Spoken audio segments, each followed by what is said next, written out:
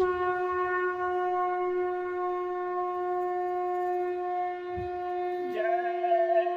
गुरुदेव। जय गुरुदेव।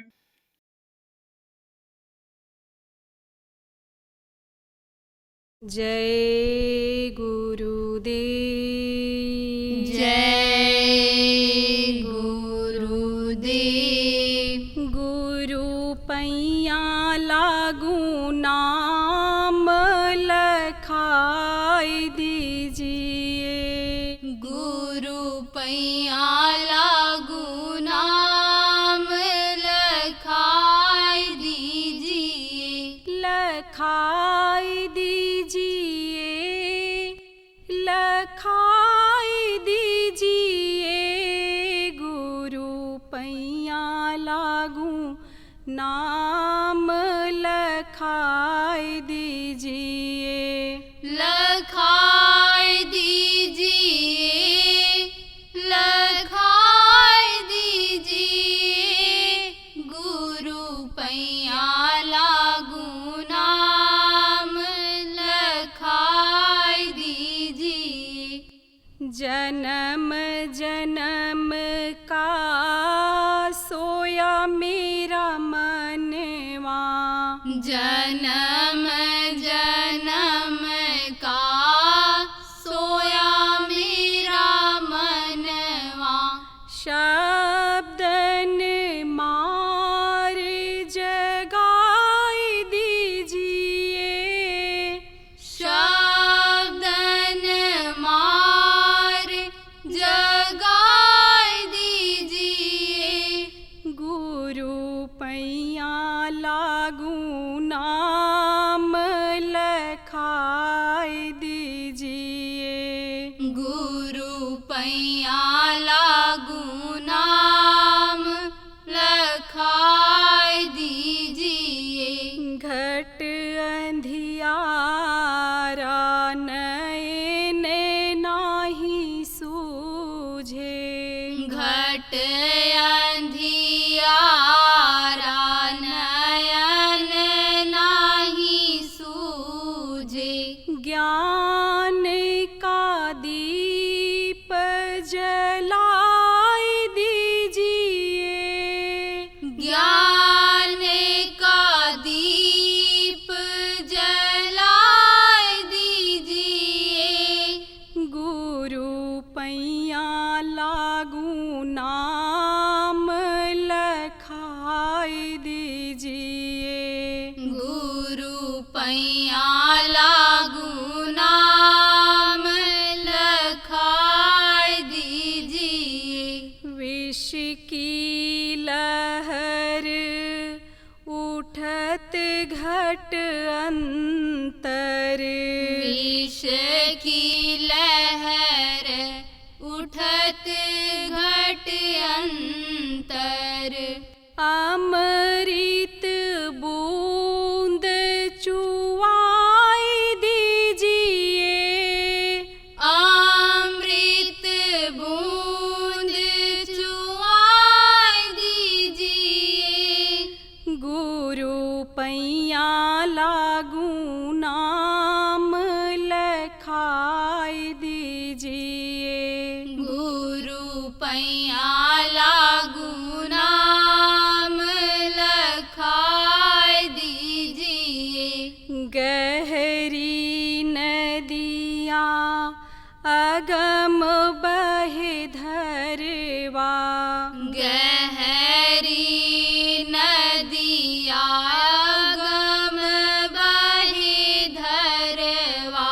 खेई के पार लगाई दीजिए। खे के पार लगा दीजिए।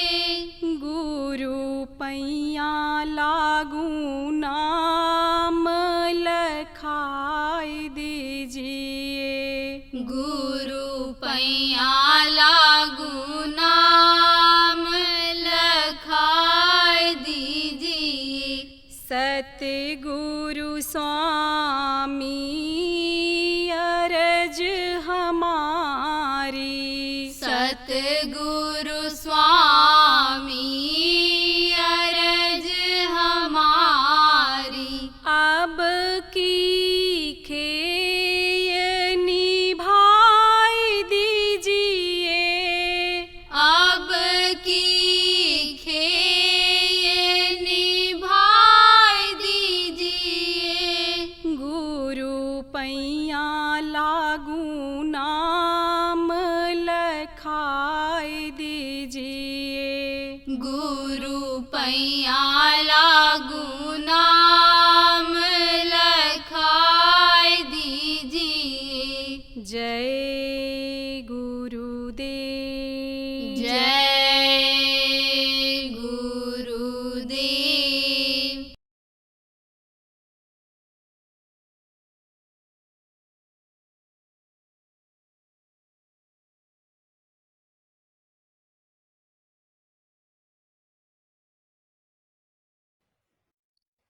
देखो, पहले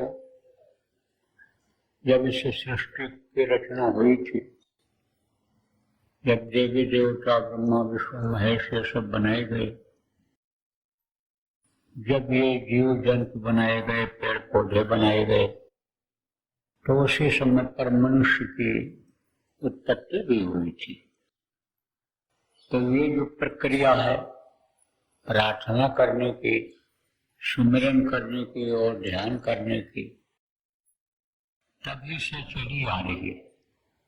यह कोई नई नहीं है। मनुष्य पैदा जब नहीं हुआ तभी से ये चली आ रही है। देखो, हम आप जितने भी लोग यहाँ बैठे हैं, सभी लोग एक दिन माँ के पेट में थे, तो वहां सुमिरन बराबर करते रहते थे, बराबर ध्यान लगाए रहते थे, और प्रार्थना भी बराबर करते रहते थे। क्या प्रार्थना करते थे प्रभु से? या प्रभु कृपा करो यही भांति, और सब तली भजन करूं दिन राति। या प्रभु या मालिक, एक बार वो कर दो, हमारे हाथ पैर आंख कान ठीक से बना दो, आप तैयार कर दो, और मुझको ठीक ठाक माँ के पेट से बाहर निकाल दो। बाहर निकलने के बाद वो संभालते ही हम समर्थ गुरु की तलाश करेंगे और उनसे रास्ता लेकर के दिन रात भजन करेंगे। ये प्रार्थना बराबर करते रहे, सुमिरन बराबर करते रहे। क्या सुमिरन करते रहे? अधोमुखी जब रहे थे, थल से ऊपर पांव, राखन हारा राखिया, जठर अग्न के लाओ, तो ही तू तुटकार थी।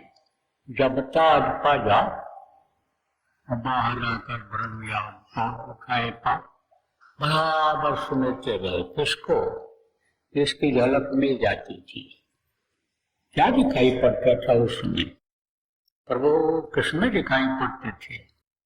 ज्योति स्वरूप में दिखाई पड़ते थे। ज्योति नारायण जिनको कहा गया है, जिनका रूप ही ज्योति स्वरूप है, जिनकी ये दुनिया है, जिन्होंने यह संसार बनाया है, ये पेड़ पौधे मनुष्य के लिए बनाए, ये जो जानवर हैं, ये कीड़े मकोड़े, ये सब मनुष्य के उपयोग, मनुष्य के फायदे के लिए ही बनाए गए हैं। तो आपको समझने की जरूरत है प्रेमियों, तो उनका दर्शन हो जाता था, उनसे बराबर जीव प्रार्थना करता रहता था, बराबर विनती करता रहता था।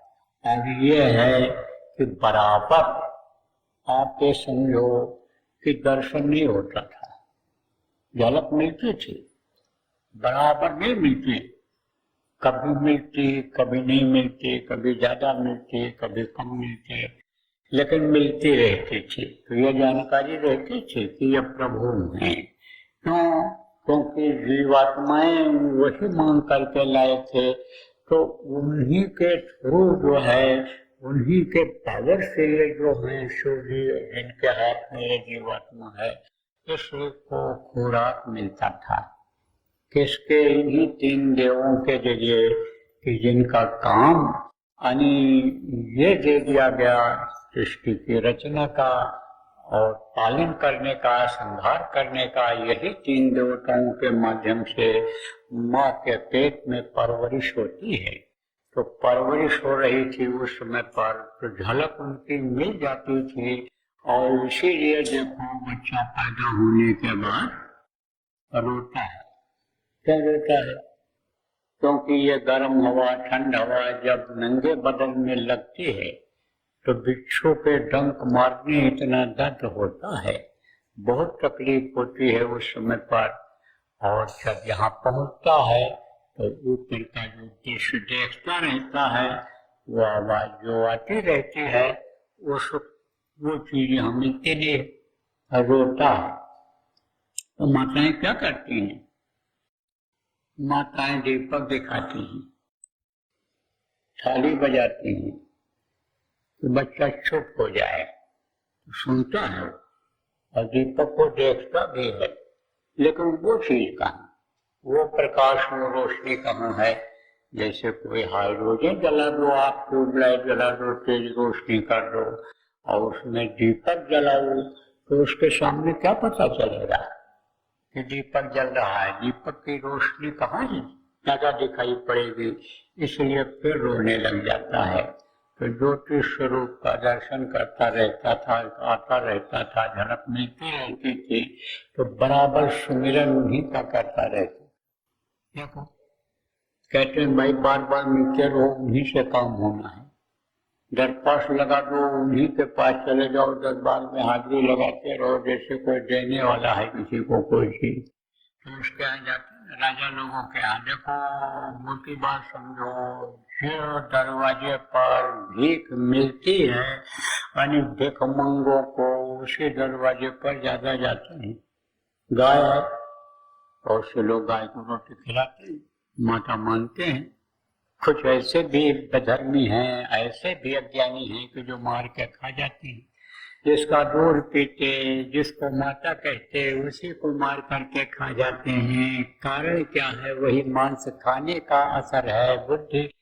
बुद्धि इसीलिए भ्रष्ट उनकी हो गई है, तो मार के खा जाते। लेकिन जो माता कहते हैं रोटी खिलाते, तो जो गाय, जो बछड़ा रोटी पाता है दरवाजे पर, उसी दरवाजे पर रात को पहुंच जाता है। कुत्ता को रोटी मिल जाती है तो कुत्ता उसी दरवाजे पर जाता है।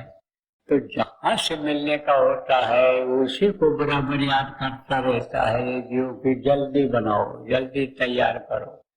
तो ये जो सुमिरन है और ये जो ध्यान की प्रक्रिया है, ये प्रार्थना है, माँ के पेट से ही ये बना है, संस्कार वहीं से पड़ा है। तो उस समय पर जब सृष्टि की रचना हुई, मनुष्य की उत्पत्ति हुई, बाहर जब निकला मनुष्य, तो समझो कि प्रकृति से फैले हुए चीजों से जो दूध बना माँ के पेट में, उसको पिया। लेकिन दूध भी देखो बच्चियों का इनका धीरे धीरे खत्म होता चला जाता है। कच्चा बड़ा जब हो जाता है तब एक समझो प्रेमियों, तो उसका पेट बड़ा होता है, भूख बढ़ती है, ज्यादा जरूरत पड़ती है खाने की चीजों की। इसलिए जब खाने की चीजों की ज्यादा जरूरत पड़ी तो उससे पेट नहीं भरा। तब क्या किया उसने? वो जो है फल फूल जड़ी बूटियों को खोज करके खाने लग गया। जब फल फूल जड़ी बूटियां जिनको नहीं मिली, वो तो जानवरों को ही मार मार करके खाने लग गए, मांसिक नहीं खाने लगे, क्योंकि अज्ञानी थे और ज्ञान नहीं था, जानकारी नहीं थी क्या चीज खाना चाहिए, क्या न खाना चाहिए। अब जब उनकी संख्या बढ़ने लग गई तो कर्मों का जब विधान बना, कर्मों का जब नियम बना, और उसको जो ध्यान जिनको अनिय था कि हमको बाहर निकल करके ध्यान लगाना है, हमको प्रभु से मिलना है, तो असर से, प्रकृति के असर से बाहर निकलने के बाद भी आ भी रही उनको बात तो बराबर वो ध्यान लगाते रहे। जड़ी बूटी से, पेड़ पौधे के पत्तियों से, फल से यानी अपना पेट भर लेते थे, शरीर को चलाते रहते थे, बाकी ध्यान ही लगाते थे, ध्यान में हमेशा मग्न रहते थे। तो जो लोग ध्यान लगा रहे थे, जब विधान बना तब उनको ध्यान में ही आवाज सुनाई पड़ गई। कौन सी आवाज? जिसको वेद वाणी कहते हैं, जो इसको अनहद कहते हैं, आकाशवाणी जिसको कहा गया है, वो उनको सुनाई पड़ा। क्योंकि ब्रह्मा को ये चीज सुनाई पड़ी थी। ये नियम बना दिया गया है मनुष्यों के लिए, ये अच्छा कर्म है, ये बुरा कर्म है, और बुरा करेंगे तो उनको बुरी सजा मिलेगी, और अच्छा करेंगे तो उनको उस तरह से स्थान मिलेगा, स्वर्ग वैकुंठ मिलेगा। इस तरह से ब्रह्मा को जो वेद वाणी सुनाई पड़ी संस्कृत में, उस समय संस्कृत भाषा ही थे। शुरू में संस्कृत भाषा देवनागरी, आप समझो जिसको लोगों ने कहा तो वो थी देव वाणी, जिसको कहा गया वही ये संस्कृत ही देववाणी है, और संस्कृत से ही ये सारी भाषाएं निकली हैं। देखो जैसे आपका महाराष्ट्र है, जैसे आपका यानी समझो कि एक कन्नड़ भी है, आपका मलयालम भी है, इन सब में संस्कृत का प्रयोग ज्यादा है। केरल में आप चले जाओ तो वहाँ संस्कृत ज्यादा है, तमिलनाडु में भी है, आपके कर्नाटक में भी, मैं तो गया हूँ सब जगह देखा हूँ, तो संस्कृत शब्दों का प्रयोग ज्यादा है उसमें। तो संस्कृत में सुनाई पड़ा, संस्कृत में सुनाई पड़ा, संस्कृत में ही संस्कृति उनको सीखने का मौका मिला। तो अब आप ये समझो कि जब आवाज उनको सुनाई पड़ी तब भजन के बारे में भी जानकारी कर पाए कि भाई आवाज भी कोई चीज होती है, आवाज सुनाई पड़ती है, तो उनको आवाज सुनाई पड़ी और आवाज में विधान बन गया, विधान बन गया कि भाई ये अच्छा है, ये बुरा है, जीव हत्या बहुत बड़ा पाप है, जीवों को सताना बहुत बड़ा पाप है, यह सब अन्य समझो उसमें सब बताया गया है, लिखा गया है। सत्य बोलो, हिंसा हत्या न करो, दया करो जीवों पर, मदद करो उनके, एक दूसरे के जैसे पड़ोसी होते हैं, जैसे रिश्तेदार होते हैं, जाति बिरादरी के लोग बन गए आप, तो कहते हैं भाई जाति जाति की मदद करो, पड़ोसी पड़ोसी की मदद करो, यानी व्यापारी व्यापारी की मदद करो, नौकरी वालों की मदद करो, एक एक समूह जैसे ऐसे बन गया। ऐसे ही ये हुआ कि भाई जीव जीव की रक्षा करे, जीव जीव की हत्या न करे। ज्ञान उस वक्त पर उनको था इस बात का कि सबने जीव है, सबने ब्रह्म का ही अंश है, इसलिए इनकी रक्षा करो। तो लोग रक्षा करते थे, लेकिन अब जब खाने को नहीं मिलता और आदत बन गई, जैसे इस समय आदत बन गई मांसाहारियों की, अब मांस न मिले तो आदमी को ही मार करके वे खाने लग जाएंगे। जिनकी मांस के बगैर पेट नहीं भरता है, जिनका मांस के बगैर शरीर नहीं चलता है, उनको तो चाहिए चाहिए। रात को 2 बजे पहुंचे होटलों में, बोले मांस लाओ, मांस के बगैर हमारा चलेगा नहीं। अब कहाँ से लाए? तो कुत्ता लगे रहते हैं होटलों के आसपास, खाने को कुछ मिल जाता है तो बर्तन से जो जूठा निकलता है खाते रहते हैं। मोटे ताजे पड़े और गए, उन्हीं को मार के ले आए और मांस निकाल करके बना के खिला दिया। किसी को पता है किस चीज का मांस खा रहे हैं? उनको तो मांस मिलना चाहिए। मांस के बगैर पेट नहीं भर सकता है, मांस के बगैर जबान का स्वाद खराब लगता है। तो मांसाहार उस समय जिनकी आदत बन गई थी, बढ़ा अब बढ़ा तो कर्म की सजा मिलने लग गई, नरकों में जाने लग गए। तब भाई उसने सोचा, किसने सोचा? दुनिया जिसकी है उसने सोचा कि नरकों में ही जब सब चले जाएंगे तो नरकों की संख्या तो बढ़ जाएगी, लेकिन धरती पर कौन रहेगा। धरती की ये व्यवस्था जो बनाई गई है, जमीन की जो व्यवस्था बनाई गई है, ये तो शून्य हो जाएगी। ये व्यवस्था कैसे चलेगी, वहाँ कोई रहेगा ही नहीं, तो कैसे ये पेड़ पौधे हरे रहेंगे, इनकी सिंचाई कौन करेगा, जानवरों को खिलाएगा कौन। तो इस तरह से व्यवस्था हमारी बिगड़ जाएगी। तब उसने भेजना शुरू किया, जिनको महात्मा कहा गया, साधक कहा गया, समाज सुधारक कहा गया, जिनको वो लोग इस धरती पर आना शुरू किए। तो जब वो लोग आए, जिसकी वजह से बुराइयां बढ़ रही थी, जिसकी वजह से कर्म लोगों के खराब हो रहे थे, जिसकी वजह से लोगों के लिए नरक का दरवाजा खुल रहा था, उसको बंद करने का उन्होंने उपाय निकाला। कहा शाकाहारी हो जाओ, ऐसे कोई नशे का सेवन मत करो कि जिससे विवेक खत्म हो जाए, तुम्हारी बुद्धि खत्म हो जाए, सोचने समझने की शक्ति खत्म हो जाए, ऐसा काम तुम मत करो। तो देश देना शुरू किया, और जो पावर ऊपर से लेकर के आए, शक्ति लेकर के आए, उस शक्ति से जीवों का भला भी करने लग गए। क्योंकि ज्यादातर देखो ये चर्म रोग जो होते हैं या अन्य रोग होते हैं, ये मांसाहार की वजह से ही होते हैं, गलत खान पान की वजह से ही होते हैं। तो अब इसके उपचार के लिए आपके समझो, उपचार माने दवाई, दवाई के लिए कुछ करना पड़ता है, ठीक करने के लिए दवाई करनी पड़ती है। तो उस वक्त पर तो ये अंग्रेजी और या आयुर्वेदिक, यूनानी, होम्योपैथिक, बायोकेमिक के सब दवाएं तो थी नहीं। उस समय जड़ी बूटियां ही थी, तो जड़ी बूटियों के द्वारा उनका उपचार बताया। उन लोगों ने स्वस्थ रहने के लिए बताया, बहुत सारी शिक्षाएं दी उनको। और जब आचार विचार आहार व्यवहार सही हो गया तो स्वस्थ लोग रहने लग गए। तो वैदिक काल आया था, एक वैदिक काल इतिहास में आया था, पढ़ते हैं बच्चे वैदिक काल। उस वक्त पर शाकाहार बहुत बड़ा था, बहुत बड़ा शाकाहार, और ये शाकाहार पूरे विश्व में फैला था। लेकिन उसके बाद में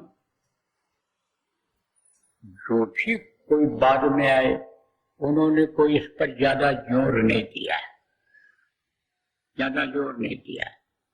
तब तक आपका आ गया ये मलेच्छों का राज कहा जाता है, वो जो जिनको कोई भारतीय संस्कृति आती नहीं थी, वो लोग आए।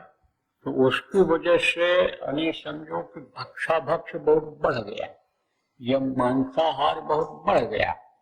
अब जब मांसाहार बढ़ गया तो मांस का असर बुद्धि के ऊपर पड़ता है, तो ये धीरे धीरे प्रक्रिया ये खत्म होती चली गई। काहे की प्रार्थना करने की, ध्यान लगाने की और भजन करने की, ये धीरे धीरे खत्म होती गई। और अब देखो इस समय पर ध्यान लगाते भी हैं लोग, तो किसका लगाते हैं? रुपया पैसा मिलना चाहिए उसका ध्यान लगाते हैं, औरत का, आदमी का ध्यान आदमी लगाता है, लड़का लगाता है कि लड़की कोई अच्छी मिल जाए, औरत अच्छी मिल जाए, औरत पुरुष अच्छा चाहते, लड़का अच्छा चाहता है, ध्यान इधर हो गया, दुनिया की तरफ हो गया, दुनिया की चीजों की तरफ हो गया। अब दुविधा में दोनों गई, माया मिली न राम, न तो ये मिल पा रहा है न वो मिल पा रहा है। असली चीज को जब लोगों ने छोड़ दिया, प्रभु का ध्यान, देवी देवताओं का ध्यान लगाना लोगों ने छोड़ दिया, तो न इधर कामयाबी मिल रही न उधर कामयाबी मिल रही, और आधार में लटके हुए। देखो कोई ऊपर से गिर जाए और नीचे गिरे, अगर चोट चपेट भी लग जाए, घाव लग जाए, तो उसका इलाज हो जाता है। और आपके समझो कि ऊपर ही अगर बैठा रहा, नीचे ना आ पावे, तो कम से कम बैठा भी तो है। और आकर के बीच में लटक गया। ऊपर से जैसे 3 मंजिला मकान है, 4 मंजिला मकान है, कोई छोटा पेड़ है वहां लगा हुआ है, उस पर से गिर जाओ, पेड़ पर लटक जाओ है तो चोट तो लगेगी चोट। अब चोट लगेगी तो दर्द करेगा, न उतर पा रहा है न ऊपर जा पा रहा है तो अटक गया। ऐसे अधर में अटके हुए हैं लोग, न इधर के रहे न उधर के रहे, मालूम ही नहीं हो पाता है सुख शांति कैसे मिलती है। और ये देखो मुख्य कारण इसका यही है कि ये चीजें बढ़ती चली जा रही हैं। मांसाहार शराब ये बढ़ता चला जा रहा है। जो जिम्मेदार लोग हैं वो लोग भी ध्यान नहीं देते हैं, वो लोग भी इस नशे में और इस आदत में फंसे हुए हैं कि जिनको छुड़वाना चाहिए। वहां पे देखो देश को चलाने वाले कौन? देश को चलाने वाले होते हैं पीएम, सीएम और डीएम। पीएम माने प्रधानमंत्री, प्राइम मिनिस्टर, सीएम माने चीफ मिनिस्टर और डीएम माने डिस्ट्रिक्ट मजिस्ट्रेट, जिला अधिकारी जिसको कहते हो। यही देश को चलाते हैं। और समाज को कौन चलाते हैं? समाज को यही ऋषि मुनि महात्मा यही चलाते हैं, संत चलाते हैं। ये लोगों को गाइड करते हैं, ये लोगों को रास्ता दिखाते हैं, बताते हैं कि भाई इस तरह से चलो। वो ही सबको उनको भी बताते, उनको सिखाते हैं। लेकिन अब न उस तरह के सीखने वाले जा रहे हैं, उन्हें सिखाने वाले मिल रहे हैं। इसीलिए देखो व्यवस्था ये सब अस्त व्यस्त हो रही है। बल्कि देखो विदेशों में शाकाहार बढ़ रहा है, वहाँ वेगन उनको कहते हैं। और वहाँ के लोग हमने देखा वादा के पक्के होते हैं, संकल्प जो बना लेते हैं उसको नहीं तोड़ते हैं। करना होगा यस कर देंगे तो यस हो जाएगा, नो अगर बोल दिया, जल्दी नहीं कोई चीज समझ में आई तो जल्दी उस बात को नहीं मानते हैं, लेकिन यस नो तुरंत बोल देते हैं। और भारत देश का आदमी सुन लेता है, करता नहीं है, हाँ भी कर देता है और फिर उसके बाद भी उसका मन डोल जाता है। तो ये सबसे बड़ी कमी रही है। किसमें कमी रही? ध्यान लगाने में, भजन करने में। अब समझो जब असली चीज छूट जाती है तो असली चीज से आदमी अलग हो जाता है। धर्मपरायण देश तो कहा जाता है भारत देश, लेकिन भारत से धर्म खत्म होता चला जा रहा है। कौन सा धर्म? मानव धर्म।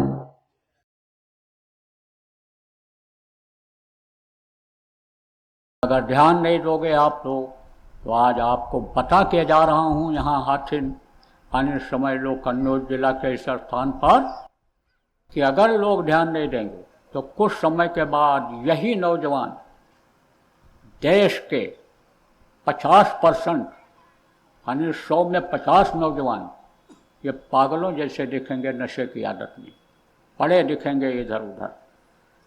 दुर्घटनाएं बढ़ती चली जाएंगी, अकाल मृत्यु में चले जाएंगे, प्रेत योनियों में चले जाएंगे। पेट बड़ा होता, मुंह पतला होता है, कभी पेट ही नहीं भरता है, परेशान रहते हैं, दूसरों को भी परेशान करते रहते हैं। तो जब यही बच्चे आएंगे आपको ही लग जाएंगे प्रेत योनि में जो चले जाएंगे, तो चैन की रोटी खा पाओगे कि कुछ कर पाओगे? इसलिए ध्यान देने की जरूरत है। जय गुरुदेव।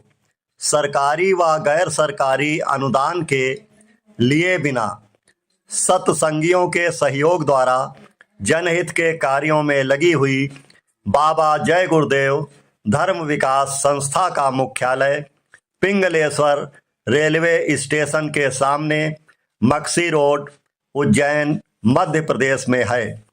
यहाँ पर सत्संग व नामदान का कार्यक्रम होता रहता है।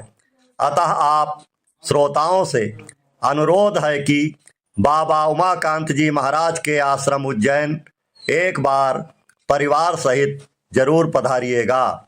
आपके सुझाव के लिए व्हाट्सएप नंबर 9575600700। जय गुरुदेव, जय गुरुदेव।